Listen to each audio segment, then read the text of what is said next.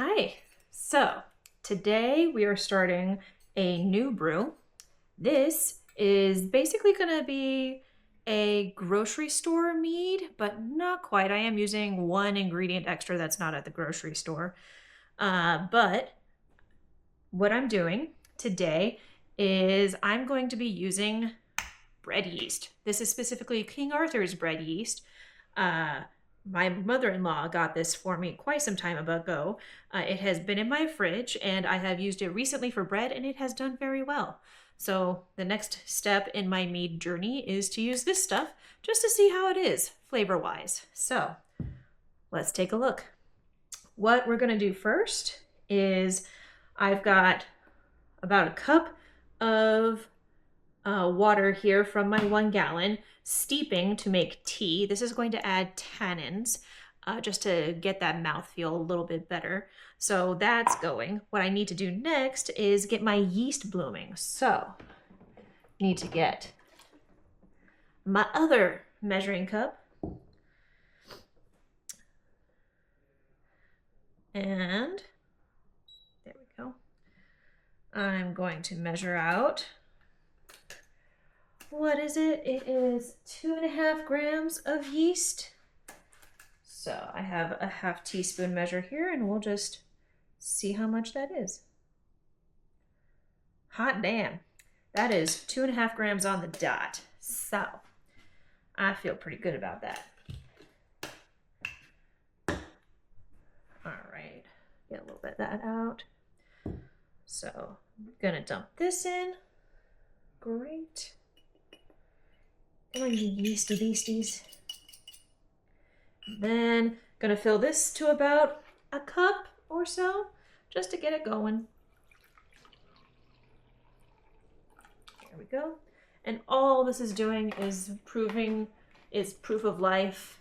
I know that this yeast is working, but it's just makes me feel better to keep the process the same throughout my mead journey. So we're just gonna stir that up a good bit.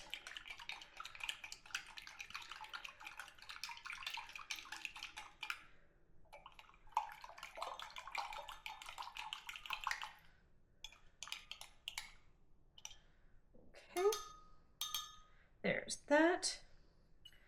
And now I'm also going to add, it is 1.5 grams, so very, very tiny, of fermented O. This is a yeast nutrient because honey doesn't have all the nutrients that yeast needs to survive. This is specifically nitrogen that yeast needs. Honey doesn't have that, water doesn't have that, so you just gotta give the yeast a little bit of help. So, oh, look at that.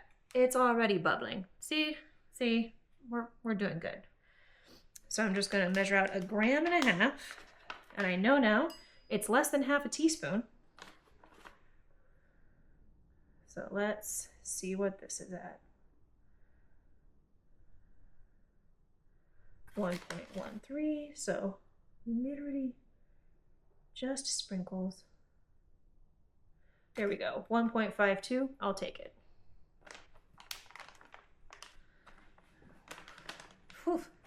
I will say fermento does not have the best smell. And add that to the yeasty mixture. Stir that up.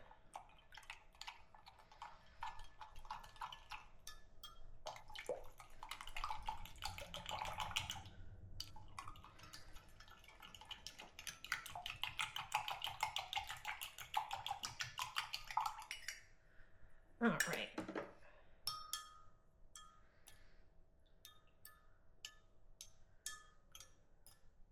So those are now going and doing their thing. Next up is the honey. So in true fashion, using Kirkland, aka Costco brand honey, I plan on using 3 pounds, just like my other meads, just to see. The alcohol tolerance, from what we understand of bread yeast, because they don't actually measure it, is about 7 to 9%. So that normally would be about 2 pounds of yeast, but again, I'm trying to keep things consistent, so the only thing I'm changing is the actual yeast itself. Chances are this means that this mead is going to be very, very, very sweet, which means I'll be drinking it by myself because Teddy is not a fan of the very sweet meads, but we will find out. So we've got the pitcher that has been sanitized in the lovely black bucket. Everything has been sanitized in the lovely black bucket. Even the towels have had a spray of sanitization liquid, which is by Star San mixed to their manufacturer's directions. So we're all clean here. All right, changing it from grams to pounds. There we go. And in we go with 3 pounds.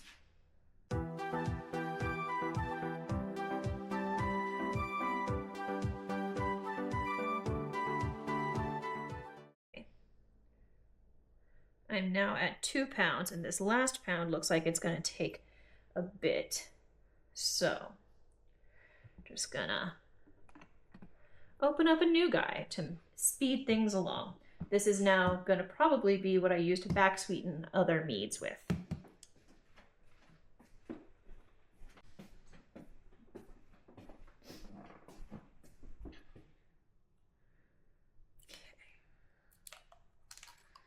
Open her up. That there. And 1 more pound.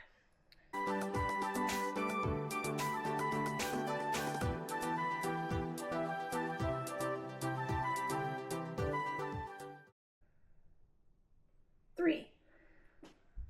All right. Nope, not gonna do that. My hand is sanitized. It's very tempting, however. So that is there. So now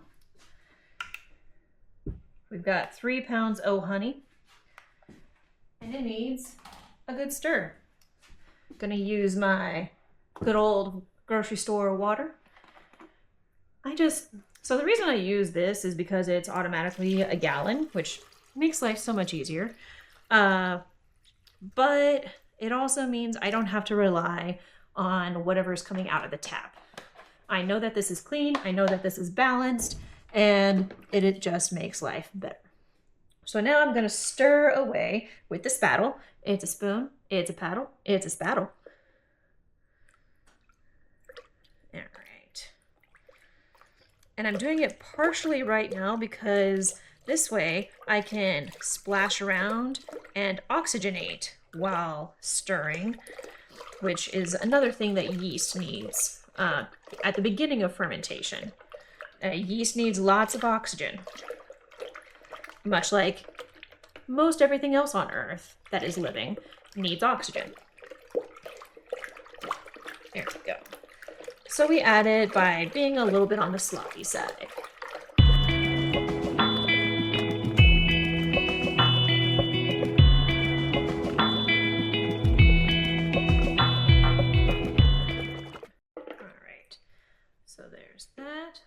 This in there for now and pour her in.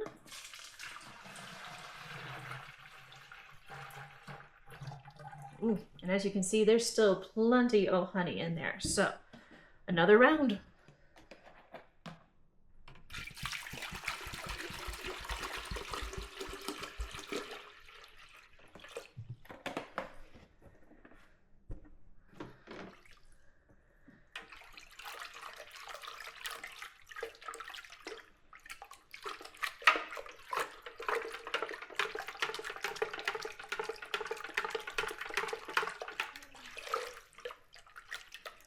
Gotta scrape down all the sides, get all that honey.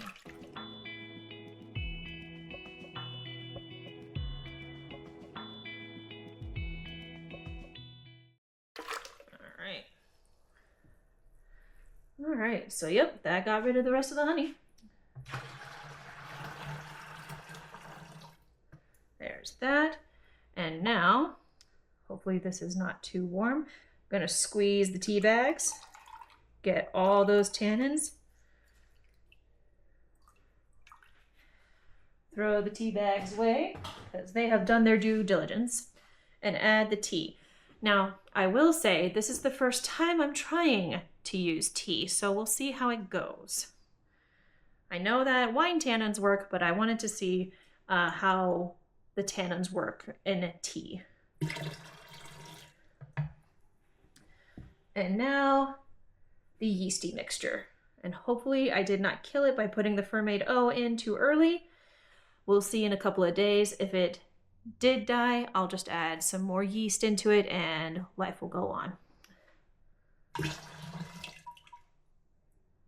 Okay.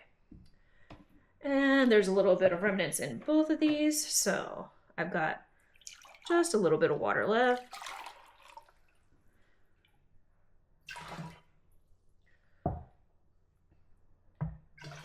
There's that. And finally, the rest of the water. Keep this for later, because this is what I do my second fermentation, aka conditioning, in. That way, it's less wasteful. So now, to stir for homogeneity. We want homogeneity.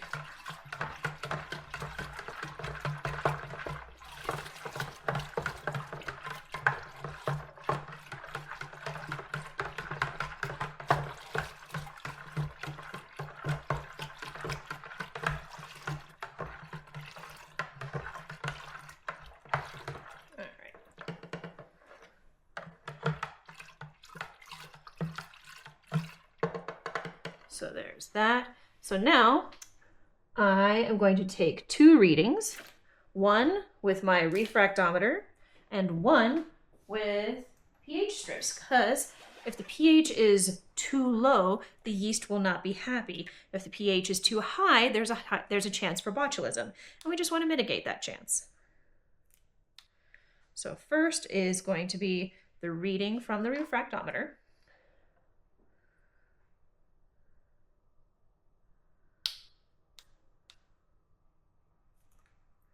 21.2.